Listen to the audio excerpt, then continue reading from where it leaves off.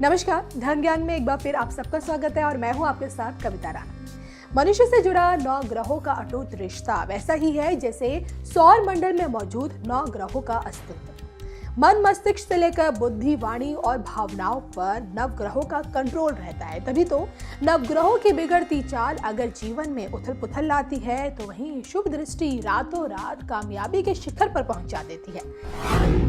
नवग्रहों में शामिल राहु केतु को छाया ग्रह के तौर पर देखा जाता है। देखिए, गौर करने वाली बात यह है कि राहु केतु के नाम से ही लोग डरने लगते हैं, लेकिन जरूरी नहीं कि राहु केतु हमेशा अशुभ फल ही देकर जाए। ज्योतिष शास्त्र में राहु को सिर और केतु को धड़ माना जाता है, यानी राहु के पास धड़ नहीं है और केतु के पास सिर नहीं है।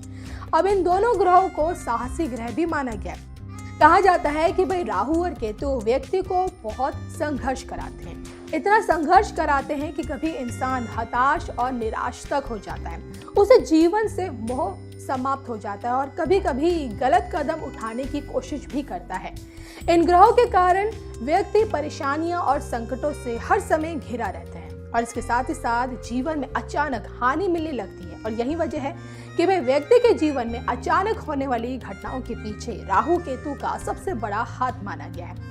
अब देखिए ना, राहु केतु जब खराब होते हैं तो व्यापार में अचानक नुकसान होना शुरू हो जाता है। कभी कभी स्थापित बिजनेस अचानक बर्बाद हो जाता है। धन के मामले में अचानक बड़ी हानि होने लगती है, गंभीर रोग लगने लगते हैं।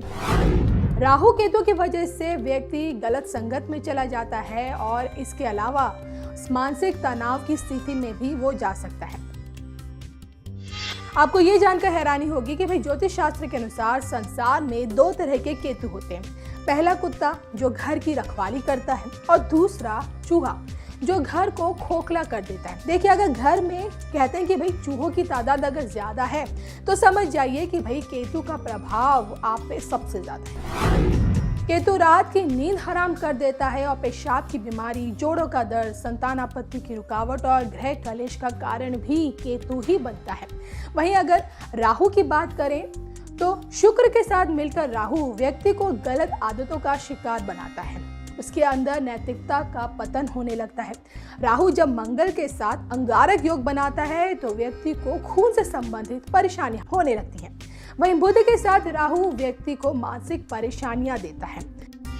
तो हमारा मकसद यहाँ आपको बिल्कुल डराने का नहीं था, बल्कि ये समझाने का था कि भाई ज्योतिष शास्त्र अनुसार राहु केतु का प्रभाव किस प्रकार व्यक्ति की जिंदगी पर पड़ता है और अगर आपकी जिंदगी में कोई घटना अचानक से घटती है तो इसके पीछे भी राहु केतु का संबंध हो सकता है।